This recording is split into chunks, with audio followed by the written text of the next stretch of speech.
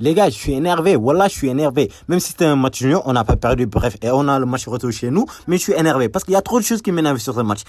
Normalement, je devais venir faire un débrief à la bandit. Tu vas vous dire que nous sommes les bandits. On vient chez vous, on vous braque et on n'a pas besoin de trop de chance. On vous laisse avec la balle, on vous laisse jouer et on a besoin qu'une seule chance et on vous nique vos darons. Je devais dire ça normalement parce que j'étais déjà en train de passer à de penser à l'intro que j'allais faire sur ma vidéo aujourd'hui et tout, dès lors qu'on a mené 1-0. Mais quand même, il y a des trucs qui m'inquiétaient dès le début. C'est que c'est pas le fait qu'on subit des occasions, c'est pas le fait qu'on subit des tirs de par-ci par-là par le Bayern.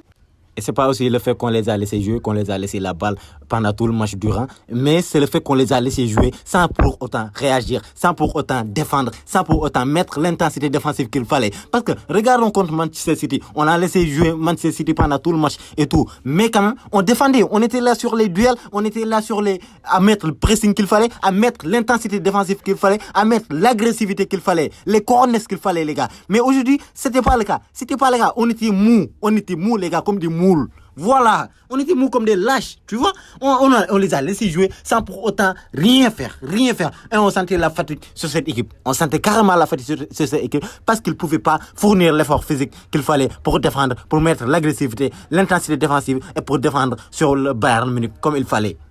Et on peut se dire que on l'a fait contre City, donc même si on l'a fait contre Bayern, alors que le Bayern c'est une équipe qui est censée être inférieure au Manchester City, donc ça ne doit pas causer problème normalement. Mais les gars, laissez-moi vous dire que c'est pas pareil. Le Bayern Munich et le Manchester City ne sont pas dans les mêmes situations, tu vois. Le Manchester City n'a pas trop de choses à perdre, tu vois. Ils ont le championnat qu'ils peuvent remporter et une autre coupe qu'ils peuvent remporter. Mais le Bayern Munich, il est dans une situation dos au mur. Ils n'ont qu'à riposter. Ils n'ont aucun autre choix. Bah ouais les gars, ils ne feront que riposter. Ils n'ont pas le choix. Parce qu'ils sont dos au mur. Il ne leur reste que cette compétition à jouer. Et une grande équipe comme le Bayern Munich, ça sera une honte de faire une année blanche après je sais pas combien 10 années consécutives avec des trophées majeurs. Ils ont perdu la Bundesliga, ils ont perdu la Coupe d'Allemagne et il ne leur reste que la Ligue des Champions. Vous imaginez? Donc c'est pas pareil. Ils vont se donner à 100%. Même 200% comparé à Manchester City sur ce match. Ils vont se donner à 200%. Si on compare le match qu'on a joué contre Manchester City, ce match-là sera plus difficile. Donc, ce n'est pas les mêmes situations. Et c'est pour ça qu'on doit se donner à 400%. Si nous avions donné 200% contre Manchester City, on doit se donner à 400, 500, 800% contre le Bayern Munich. Parce que ça sera 2 fois plus difficile, 3 fois plus difficile de gagner ce Bayern Munich-là. Parce qu'ils sont déterminés à aller chercher cette Ligue des Champions qui leur reste à jouer cette saison. Bref, après ça, on a quoi? On a le penalty. Et ce que je dis toujours sur ce football, il y a trop d'hypocrisie. Les gens sont hypocrites. Les gens sont des menteurs autour de ce sport. Il faut juste regarder tout le bruit qu'il y a eu autour du Classico, les polémiques par-ci par-là, sur l'arbitrage, sur le penalty qu'a reçu Lucas Vazquez et tout, sur le but annulé et tout. Et regardez aujourd'hui le penalty qu'a reçu le Bayern Munich. Il n'y a pas penalty, je le dis et je l'assume à 100%. Il n'y a pas penalty.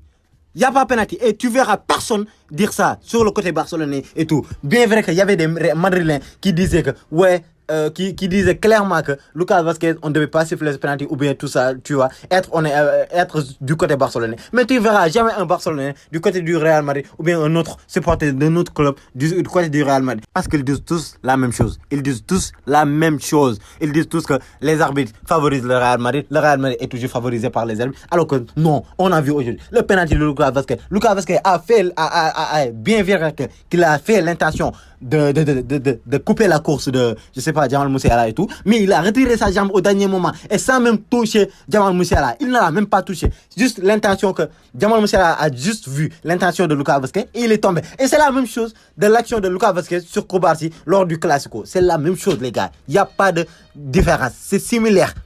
Jamal Musiala, il a vu la même chose. Il a vu que Lucas Vazquez avait mis son pied. Il est tombé sans pour autant que Lucas Vazquez le touche. Parce que Lucas Vazquez, dès lors qu'il a vu que Jamal Musiala a vu son intention et tout, il a retiré sa jambe. Il a retiré directement sa jambe. Et ça, clairement, ça ne peut pas faire tomber Musiala. Et ça, il n'y a pas penalty. Je suis 100% ferme sur ma position. Mais allez dire ce que vous voulez. Mais voilà.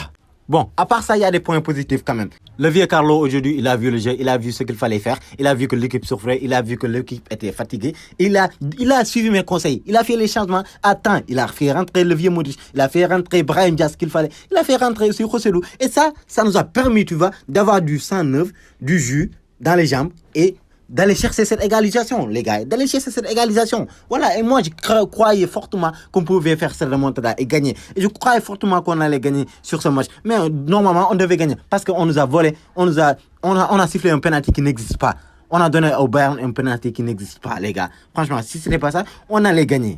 Et les autres points positifs à noter, c'est les performances des vieux Kroos et Modric. Merde. Les passes décisives qu'ils font sur les buts qu'on a marqués, ça seulement, ça vaut 10 sur 10 comme note du match. Ça seulement, mais wesh. Incroyable les passes. Même passe, même vision, même appel de balle et même joueur qui a fait l'appel. Vinicius, qui est aussi réaliste, qui claque son doublé comme ça. Mais les passes, tu vois, Kroos, il l'a mis par terre.